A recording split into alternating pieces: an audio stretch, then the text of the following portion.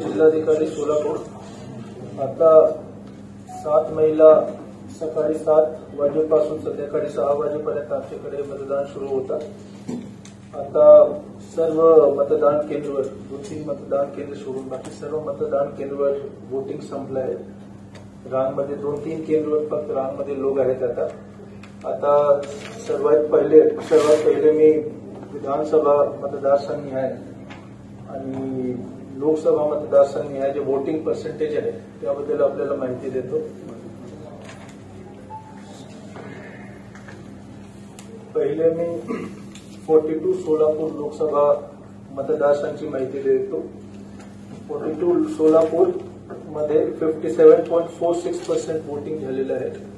यामध्ये आता 1-2% वाढ होईल, 1-2% यामध्ये वाढ होईल। विधानसभा मतदारसंघ आहे 247 मोहोळमध्ये 60.16% वोटिंग झालेलं आहे। 248 उत्तर सोलापूरमध्ये 56.81% वोटिंग झालेलं आहे। 249 सोलापूर मध्यमध्ये 56.32% मतदान झालेलं आहे। 250 अक्कलकोटमध्ये 55.31% मतदान झालेलं आहे।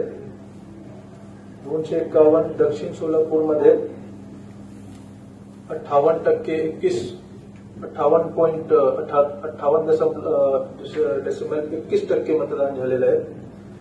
पंढरपूरमध्ये 58.09% मतदान झालेलं आहे। असा 42 सोलापूरमध्ये 57.46% मतदान झालंय। जसं मी सांगितलं यामध्ये 1.5-2% आता वाढ होईल। तसेच 43 माढा लोकसभा मतदारसंघमध्ये 59.87%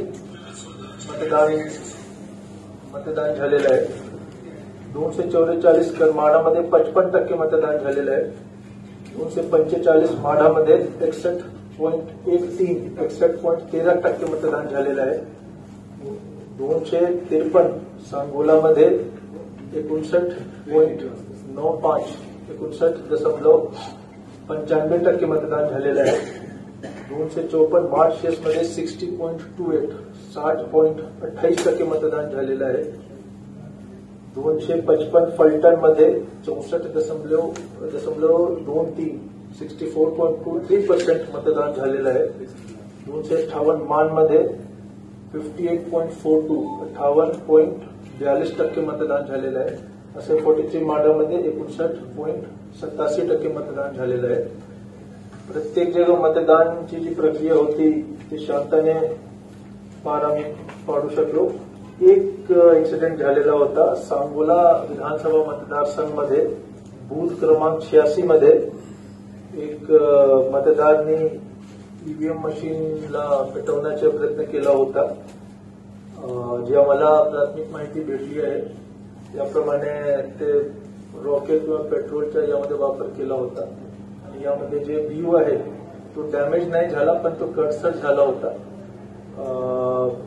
तिथे जे प्रिसाइडिंग ऑफिसर, पोलिंग ऑफिसर आणि जे पोलीस होते त्यांनी लवकर ते पाणी टाकून ते आग विझवला।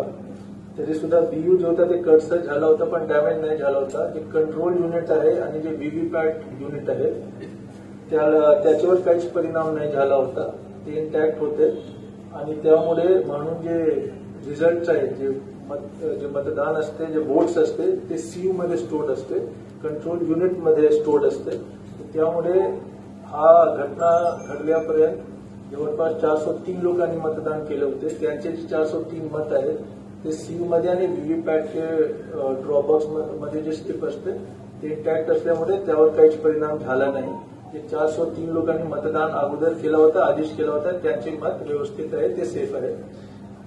हा इन्सिडेंट घडल्यानंतर जे तरुण युवक होता त्याला आम्ही पोलीस ताब्यात दिला आणि त्यांच्यावर कायद्याप्रमाणे कारवाई होईल।